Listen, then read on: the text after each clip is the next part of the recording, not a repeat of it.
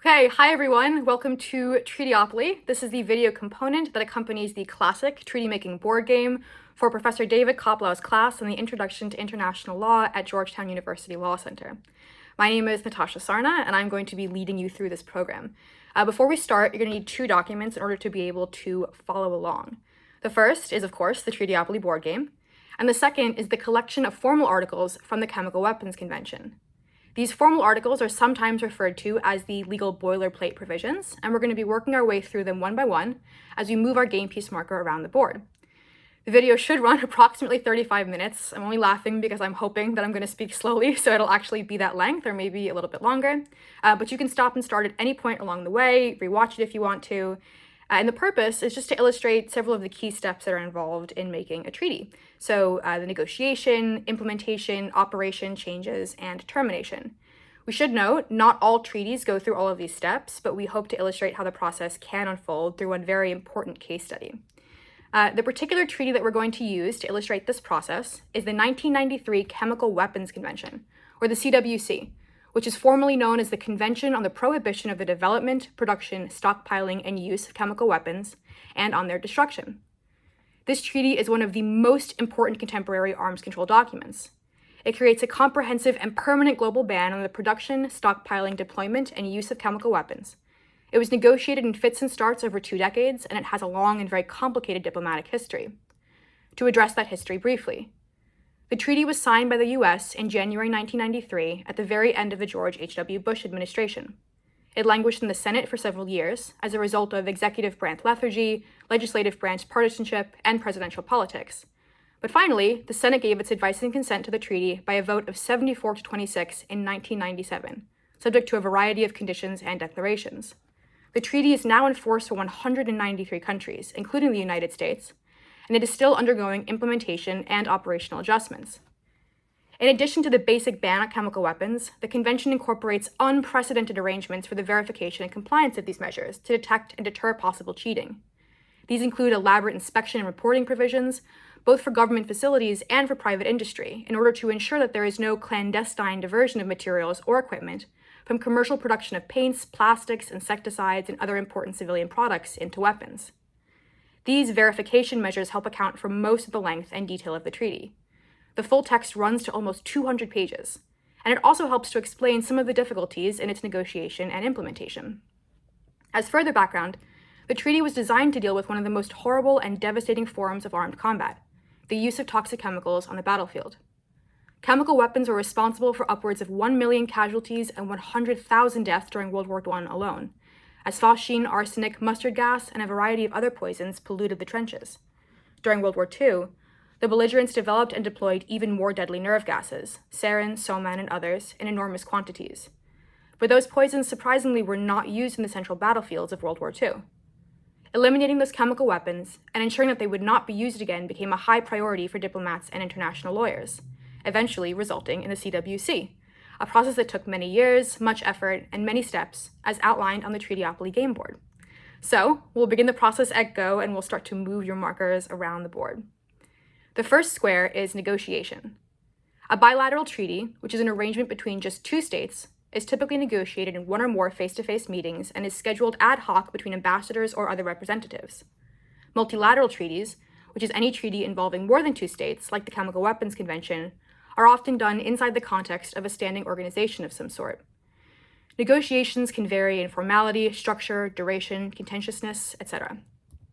Note that treaties are often informally named after the city in which they are negotiated. For example, the Moscow Treaty on Nuclear Weapons or the Geneva Protocol on the Law of Armed Conflict. This creates some problems in nomenclature because well-heeled diplomats systematically prefer to conduct their negotiations in certain favored cities, like Paris, The Hague, or New York, rather than in others like Mogadishu or Wichita. This is based largely, we may guess, on the availability of high-class hotels, restaurants, and cabarets, as well as the presence of adequate conference facilities and support staff, like translators and security.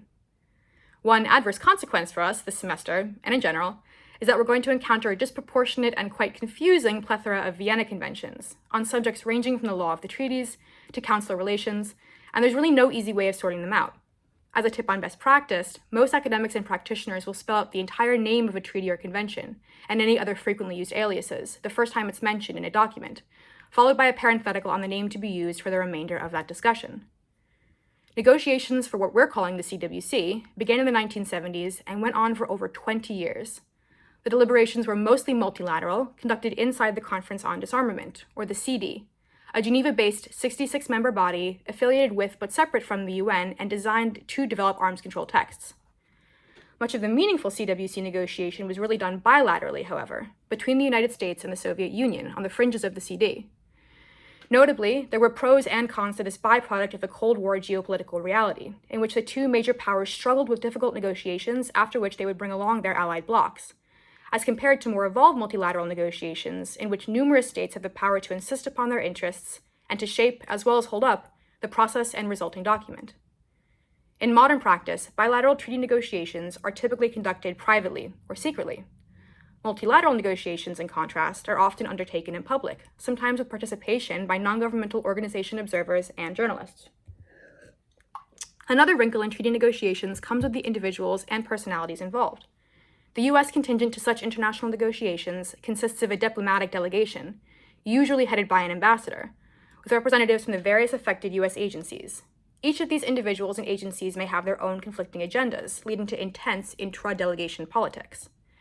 While the delegation is conducting the international negotiations, it is supported back at home by another interagency group of subject matter experts, often known as the backstopping or working group. The backstopping group writes the instructions for the negotiating team and then responds to questions or requests from them.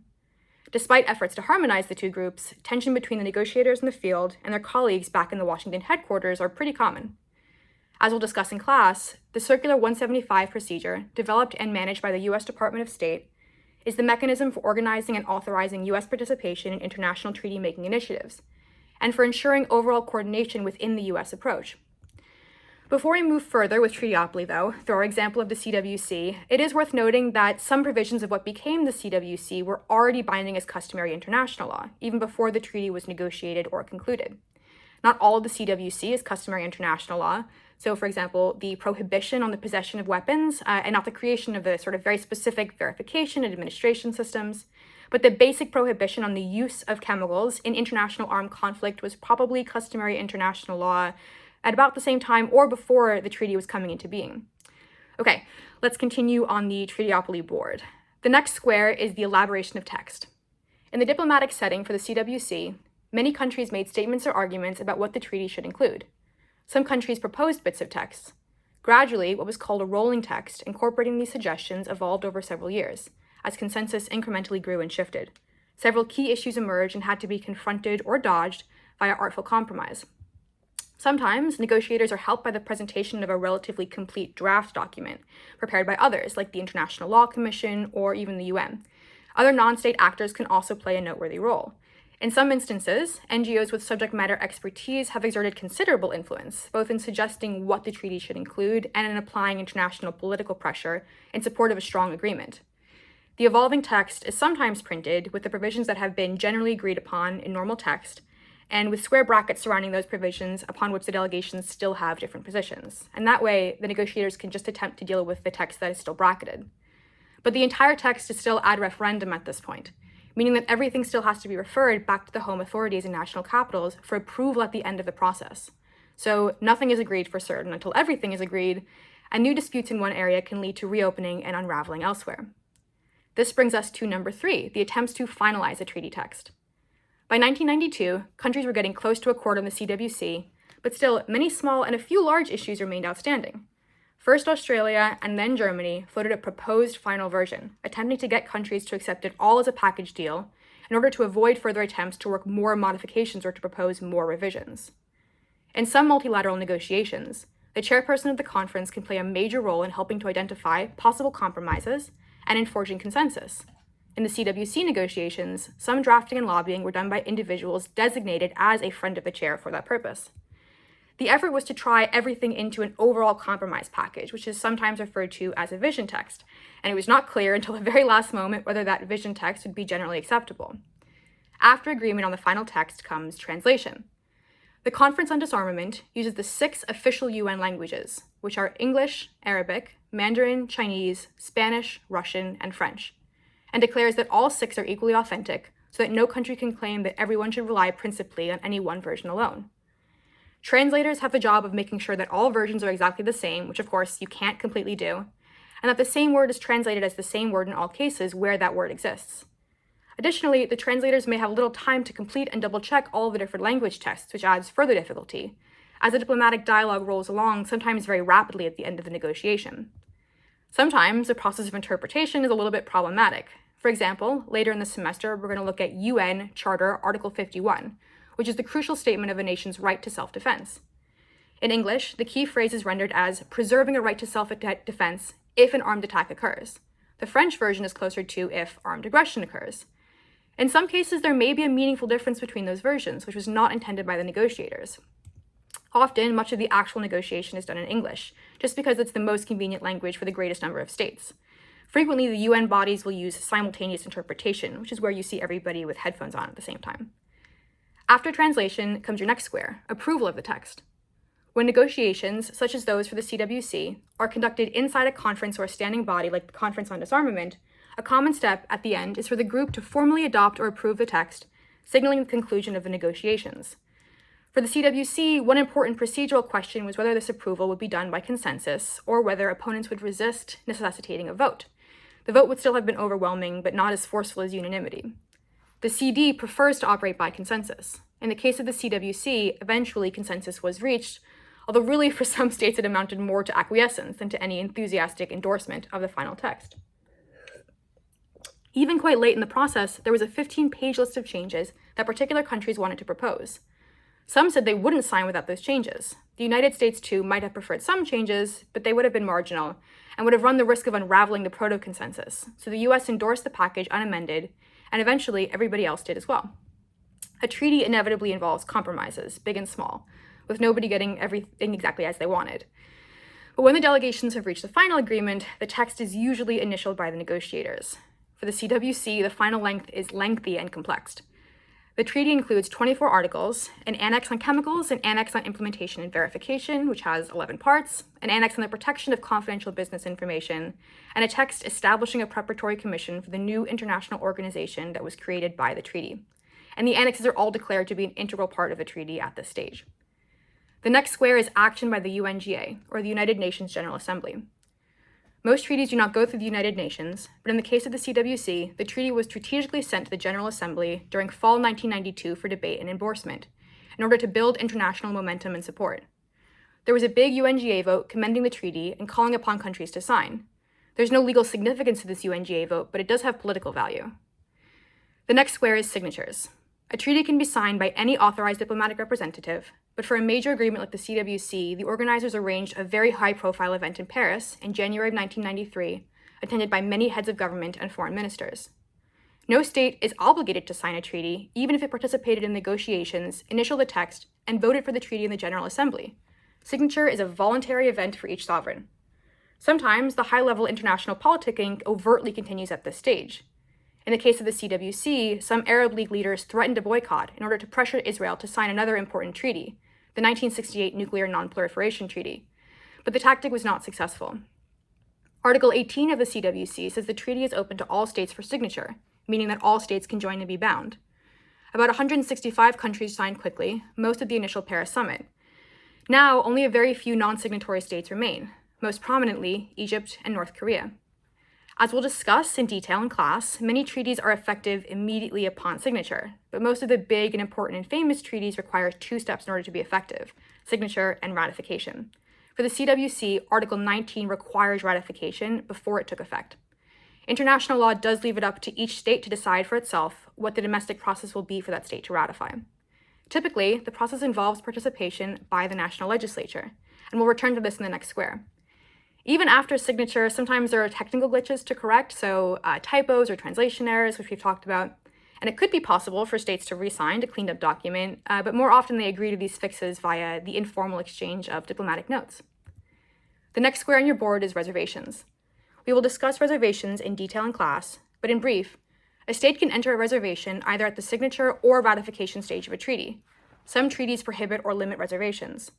For the CWC, Article 22 prohibits reservations to the main text of the treaty. but it allows some types of reservations to the annexes, which address a variety of technical aspects of the treaty implementation. There have not been any important reservations to the CWC. The next square is ratification. As mentioned earlier, the CWC is an example of a treaty that requires both signature and ratification to come into effect, as specified in Article 19.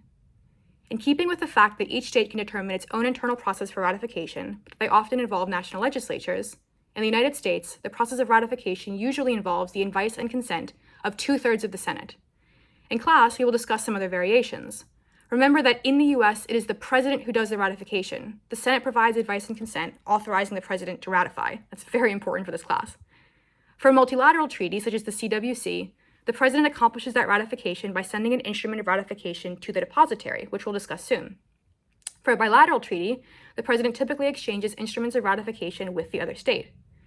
In other countries, the process of domestic approval for ratification of a treaty can vary, sometimes requiring a national referendum, as with some major European Union treaties. A state is not obligated to ratify a treaty even if it has signed, although other countries may push it to do so. The United States has signed over 400 treaties that it did not ratify or has not yet ratified, and so these treaties are not enforced for the United States, though they may be enforced for other countries. Sometimes ratification occurs promptly after signature, sometimes it's delayed, and sometimes it is extremely delayed. For example, the United States signed the 1925 Geneva Protocol on Chemical Weapons, which was the precursor to the CWC, in 1925, but it didn't ratify it until 50 years later in 1975. At the time of this recording, only one country has signed but not ratified the CWC, which is Israel. Israel signed the CWC in 1993, which is 30 years ago now. To support the domestic advice and consent process, the U.S. Department of State prepares letters of transmittal and of submittal, and an article-by-article analysis of the contents of the treaty that will accompany the treaty when it is sent to the Senate for its advice and consent. There, the Foreign Relations Committee may hold extensive hearings before deciding whether to report the treaty favorably for a vote of the full Senate.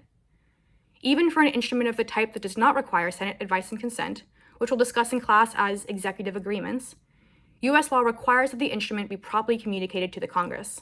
The case of Blocky Act is intended to prevent secret agreements that are secret even from Congress. The next square is the provisional application. Participating countries can arrange provisional application of some parts of a treaty even before the treaty fully enters into force. For the CWC, this process enabled the states to set up the international organization, hire and train inspectors, and start to procure necessary equipment so the treaty's verification apparatus would be in place, and ready to operate as soon as the treaty formally entered into force. The CWC includes a resolution and a text on the establishment of a preparatory commission, which created the temporary administrative infrastructure to pave the way for the treaty's operation, such as developing interim rules about declarations and inspections. It can be difficult to plan and budget for these provisional structures because nobody knows how quickly countries will submit their ratifications to bring the full treaty and the permanent organizational elements into force. The next square is the treaty's entry into force. Entry into force is when a treaty becomes legally operational and when its obligations begin to apply to its parties. Ordinarily, a treaty creates rights and obligations only for states that voluntarily join it. It has no legal implications for states that decide to stay away. Under Article 21, the CWC entered into force 6 months after 65 countries deposited instruments of ratification, but no sooner than 2 years after signature. 65 is a big number. Some treaties require only 20 or fewer ratifications before entry into force. But the CWC strategy on this point was designed to do 2 things. First, it was meant to ensure that no state would have to undertake the obligations unless it knew that a great number of other states were also doing so at the same time. And second, it was meant to give countries, and actually in this case also private industry, enough advance warning and adequate time so that they could conform their behavior to the new requirements prior to the treaty's entry into force. Note that this also means that a country can sign and ratify a treaty but not yet be a party to the treaty because the treaty has not yet attracted enough other ratifications to enter into force. We tend to equate ratification with being a party, but at least temporarily there might not be the same thing, and sometimes temporarily can be a really long time. In the case of the CWC, the treaty's proponents really tried to obtain early global adherence, while recognizing that some states would inevitably be slow to ratify due to bureaucratic inertia, and some might deliberately hold out for an even longer time. Advocates initially hoped to get the initial necessary 65 ratifications within the first 18 months, so the treaty could enter into force as soon as possible in January 1995, but they didn't make it in time. With some treaties, the process of getting as many as 65 ratifications can take years. We will see this vividly in the case of the Law of the Sea Convention at the end of the semester. In late 1996, Hungary became the 65th state to deposit its instruments of ratification, So the CWC's entry into force would be 6 months later, on April 29th, 1997. There was then something of a scramble to get the US ratification process finished on time, so that we could be one of the original parties to the treaty. As a note, there are no different legal rights or responsibilities for original versus other parties, but for prestige, it was considered appropriate for the US to be among the first countries to ratify the CWC, and highlighting this deadline may have helped prod the Senate's timetable for consideration. Also, the CWC has some benefits for states that are parties to the treaty and some sanctions against non-parties. These were crafted as inducements to get controversial states like Iraq and Libya to join, but could have applied to the United States or Russia. Okay, the next square is compliance. The obligations of a treaty are ordinarily fully binding only on its parties, not on those that have merely signed but not yet ratified. A state that has signed but not ratified a treaty is under an obligation, however, to refrain from acts that would defeat the object and purpose of the treaty. This obligation is contained in Article 18 of the Vienna Convention on the Law of Treaties, and for the United States, in customary international law. The meaning, defeat the object and purpose, is obscure in general and for the CWC in particular. We know that it doesn't require a signatory to fully comply with the terms of a treaty, but it does commit a state not to frustrate the eventual entry into force of the treaty or to do anything that would eventually prevent the treaty from accomplishing its key goals. A state can escape its Article 18 obligation by declaring its intention not to proceed with ratification. This is sometimes referred to as unsigning the treaty, but that characterization isn't really accurate. A state is still a signatory, it's just a signatory that's not required to refrain from acts that would defeat the treaty's object and purpose. This step is what the United States did regarding the Rome Statute creating the International Criminal Court, as we will discuss in class. The next step is deposit. As previously noted, for bilateral treaties, parties typically exchange instruments of ratification. For the CWC and most other multilateral agreements, it is common to deposit all of the instruments in one central location. The depositary could be a designated state's government, or the treaty could bestow that role on the UN Secretary General. That's what the CWC does under Article 23. The depositary has some routine duties in administering the treaty and in communicating with parties about deposits, reservations, etc. The depositary may also be called on to fulfill some more substantive roles, like determining the eligibility of certain entities to join the convention. The next square is registration. Most treaties are registered with the United Nations under Article 102 of the UN Charter. This is partially a legacy of the Wilsonian anathema to secret treaties. In fact, however, the United States has many secret treaties, but we can't tell you about them because they're secret. They do have to be sent to Congress in classified form under the Case Zablocki Act. If a treaty has not been registered with the UN, it is still valid as international law, but it can't be invoked before UN bodies. For example, a state can't rely on it during ICJ litigation. But this usually isn't a very important practical factor. Like many treaties, the CWC requires that it be registered per Article 23C. The next square on your board is proclamation. Under US law, the president formally proclaims a treaty, making it a matter of public notice, again, unless it's secret. US statutes also require the compilation of treaties and publication in the official treaty series, known as TIAS. The next square is accession. Countries who come along after a treaty has already entered into force and want to join may usually do so by depositing an instrument of accession. This usually conveys exactly the same rights and responsibilities as the original parties. The new states join the treaty all in this one step. They don't go through the step of signature. About 25 states have acceded to the CWC. The next square is implementing legislation. Some treaties are complete in themselves or self-executing and don't require any additional domestic legislation to achieve their purposes. Others, like the CWC, need detailed implementing legislation in order to carry out as domestic law some of the treaty's obligations.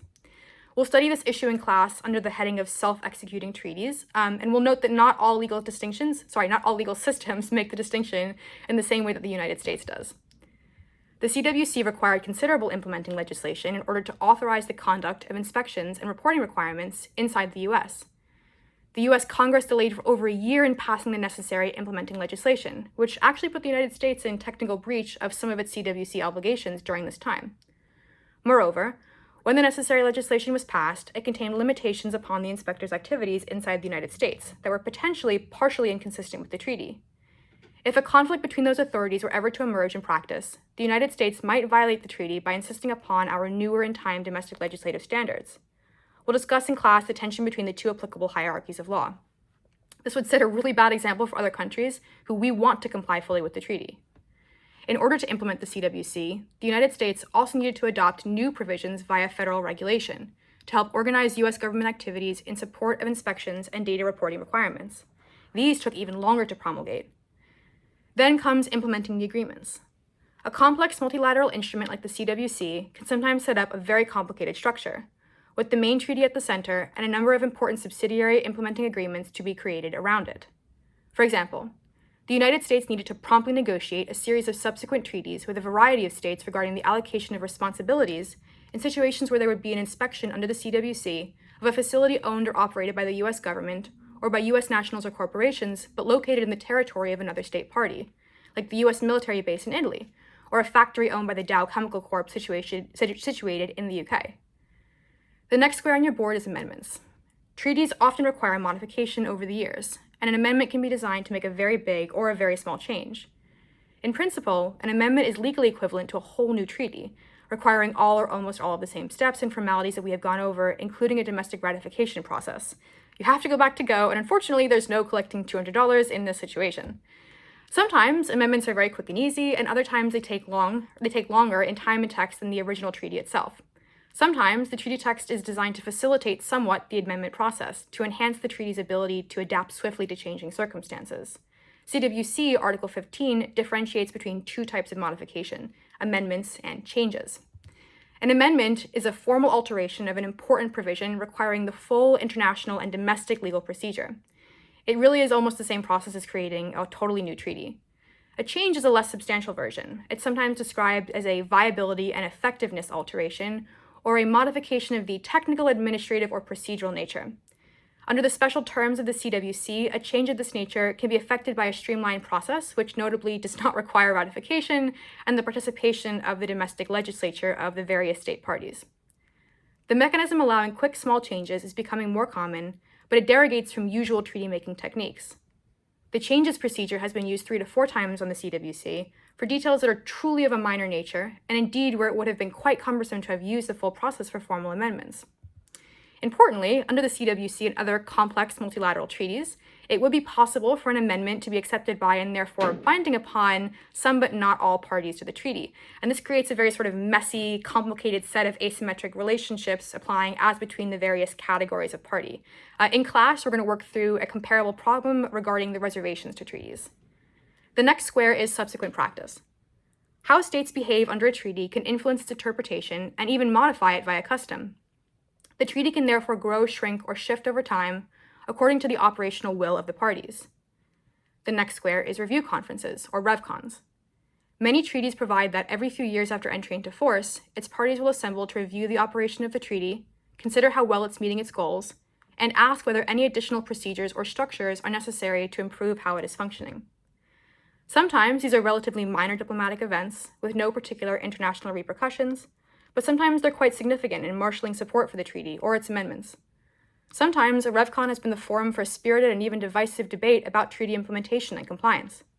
CWC Article 8, paragraph 22, specifies that review conferences will take place every 5 years. The CWC has had 4 RevCons, including one in 2018. They seem mostly to have been roughly in the middle in the range of significance and controversy. The next square is dispute resolution, which is an important area of concern, especially for a treaty like the CWC that deals with very sensitive security issues. Some treaties, like the Law of the Sea Convention, establish new courts, arbitral bodies, or other institutions to address interpretation or compliance issues via a neutral third-party adjudicator. In the national security area, it's more common to create an implementing body that has some ability to talk and negotiate, exchange relevant information, and perhaps enforce collective sanctions. But countries have not generally been willing to cede binding power to international authorities that they do not and cannot control. CWC Articles 12 and 14 establish procedures for dealing with situations of breach, or possible breach, and other disputes. They contemplate a series of steps, including consultation by parties, discussion in the treaty's Executive Council, and referral to the ICJ or the UN Security Council. Whether these measures or the collective sanctions that could be invoked are adequate remains a major outstanding question. Finally, the last square on your board is termination. We're almost there. A well-drafted treaty should specify the circumstances under which it is to expire. CWC Article 16 says that it is of unlimited duration, or in other words, that it is permanent. Article 16, however, also establishes a procedure through which a country may withdraw from the CWC treaty regime upon giving 90 days notice, if it determines that extraordinary events related to the subject matter of the convention have jeopardized the supreme interests of its country. Withdrawal from treaties is rare, but we have seen a couple of very important examples. For example, the United States withdrew from the Anti-Ballistic Missile Treaty in 2001, and North Korea withdrew from the Nuclear Non-Proliferation Treaty in 2003. The CWC also specifies that this treaty does not displace the companion legal obligations of the Geneva Protocol, the Biological Weapons Convention, or other accords or principles from customary international law. So those obligations would still survive even if a party withdrew from or suspended the CWC.